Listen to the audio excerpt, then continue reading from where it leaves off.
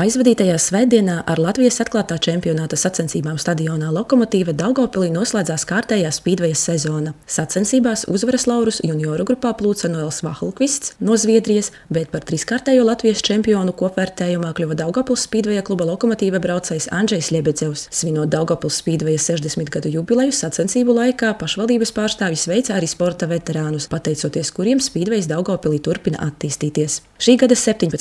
novembrī apritēs 60 gadi, kopš Daugavpilī norisinājās pirmās sacensības spīdvejā. Tajās pilsētu pārstāvēja komanda Iskra, kas dažus gadus vēlāk pārtapa par spīdveja klubu Lokomotīve. Laika gaitā spīdvejs kļuvis par pilsētas populārāko sporta veidu, kas nereti tiek dēvēts arī par Daugavpils reliģiju. Jāpiebilst, ka tieši Daugavpils bija pirmā Latvijas pilsēta, kura sāka rakstīt Latvijas spīdveja vēsturi. Tas bija 60. gados. Tieši Daugavpils Lokomotīvju remonta rūpnīca uzņēmās finansēt šo sporta veidu kopā ar konkrētu cilvēku – Dmitriju Dribincevu. Rīga, starp citu, ļoti ātri pārņēma Daugavpils pieredzi. 70. gadu beigās uzbūvēja stadionu un izveidoja savu spīdveja klubu. Daugavpils tomēr ir plašāk atpazīstama ar savām spīdveja tradīcijām un sasniegumiem, bet arī Rīgā spīdvejs bija. Spīdveja aizsākumi Daugavpilī meklējami pirms vairāk nekā 60 gadiem. Lokomotīvju depo operators Dmitrijs Dribincevs bija iedvesmojies no spīdveja sacensībām Ļevivā un vēlējās attīstīt šo sporta veidu Daugavpilī. Viņš ātri vien atrada domu biedrus un atbalstītājus, un jau 1963. gada rudenī jaunizbūvētajā stadionā notika pirmās spīdveja sacensības. Nepārspīlēšu, ja teikšu, ka pilsētā spīdveju uzņēma patiešām grezni. Kad es bērnībā gāju skatīties sacensības, just līdzi savai komandai un savam brālim, stadions bija pilns. Tolaik stadionā vietu bija mazāk, bet cilvēku bija daudz. Arī vēlāk, kad situācija kardināli mainījās, kad izbūvēja jauno stadionu, tribīnes nemainīgi bija pilnas. Es uzskatu, ka dažādos laikos mums izdevies saglabāt šo sporta veidu tieši pateicoties Daugavpils līdzjutējiem. Es ar spīdveju sāku nodarboties pēc sava brāļa. Mans brālis ir pazīstams spīdveja braucējs Ivans Ribņikovs. Es iemīlējos spīdvejā jau pirmajā reizē, kad apmeklēju sacensības. Es pats biju braucējs, vēlāk arī treneris un spīdveja kluba vadītājs. Tā manas attiecības ar spīdveju nostiprinājās uz daudziem gadiem.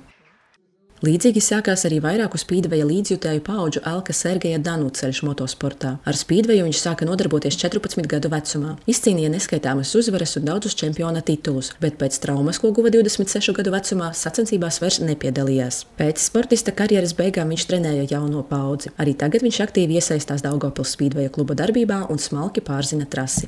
Treks ir mainījies, tas tika pārbūvēts, izbūvētas plašākas tribīnes. Kad mēs vēl tikko sākām, šādu tribīņu nebija. Te bija vieta vien 2000 skatītājiem, bet stadions vienmēr bija pilns. Trase agrāk bija garāka, bet mainījās standarti, tāpēc tagad tā ir nedaudz īsāka. Nedaudz mainīta arī trases iekšpuse, bet mūsu stadions ir labs ar to, ka trases ārējā trajektorija ir veiksmīgi saglabāta. Pat šajās sacensībās varējām vērot, kā Andžejs Ļebedzevs izbrauca šo trajektoriju gandrīz pa pašu nožogojuma malu bez jebkādas aizķeršanās. Mūsu stadions ir lieliska vieta sacensībām.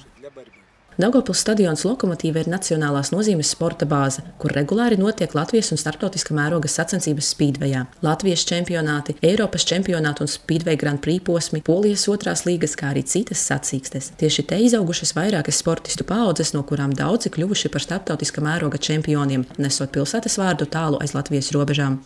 Es ļoti ceru, ka pilsēta arī turpmāk saglabās šo sporta veidu, jo pilsētnieki mīl šo sportu. Neskatoties uz dažādām nebūšanām pilsētā un valstī, spīdvejam Daugavpilī ir jābūt arī turpmāk, jo tas ir vienīgais sporta veids pilsētā, kas spēja pulcēt tik lielu līdzjutēju skaitu. Arī šoreiz tribīnes bija pilnas, un kad mūs izsauca uz apbalvošanu, bija patīkami redzēt, ka mūs vēl aizvien atceras, neskatoties uz to, ka pagājuši tik daudzi gadi, kopš mēs paši piedalījāmies sacensībās.